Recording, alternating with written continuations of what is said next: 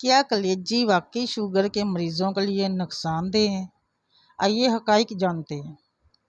عید قربان کی خوشبو جب ہر طرف پھیلتی ہے تو سب سے پہلا پکوان جو ہر گھر میں تیار ہوتا ہے وہ ہے کلیجی۔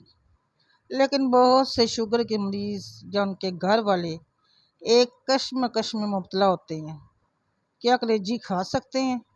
کہیں شوگر نہ بڑھ جائے؟ تو آج میں ایک میڈیکل پروفیشنل ہونے کے ناطے آپ سے ایک سادہ سی بات کہنا چاہتی ہوں۔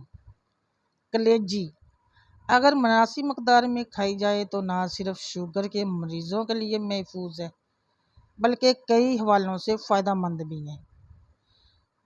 کیسے؟ سائنسی بنیاد پر بات کرتے ہیں۔ آ جائیں۔ لو کارب، لو کلائمیس انڈیکس اینڈ کلیجی میں نشستہ کاربوہائیڈریٹ نہ ہونے کے برابر ہوتا ہے۔ اس کا گلائسیمک انڈیکس کم ہے، یعنی یہ خون میں شوگر اچانک نہیں بڑھاتی۔ کلیجی خزانہ ہے وٹامن B12 کا۔ دماغی صحت، اعصاب اور یادداشت کے لیے B12 اہم ہے۔ شوگر کے مریضوں میں ڈائبٹیز نیوروپیتھی ایک عام مسئلہ ہے جس میں B12 بہت مؤثر کردار ادا کرتا ہے۔ خون کی کمی، کلیجی میں ہے اس کا حل۔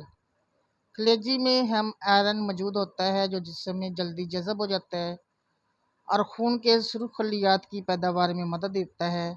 اس سے کمزوری، چکر اور ذہنی دھند دور ہوتی ہے۔ اعلیٰ معیار کی پروٹین، کلیجی مکمل پروٹین فراہم کرتی ہے جو جسم میں انسولین کے مؤثر استعمال، ہارمونز کی تیاری اور پٹھوں کی مرمت میں مدد دیتا ہے۔ آنکھوں اور مدافعتی نظام کے لیے وٹامن اے، یہ وٹامن آنکھوں کی صحت، مدافعتی نظام کی مضبوطی اور جلد کی مرمت کے لیے ناگزیر ہے اور کلیجی میں یہ خوب مقدار میں موجود ہوتا ہے۔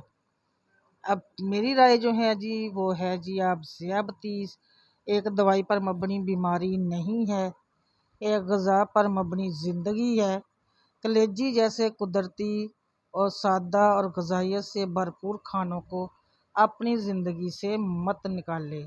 بس اعتدال رکھیں، نمک اور چکنائی پر نظر رکھیں اور دل سے عید منائیں اور خوب کلیجی کھائیں۔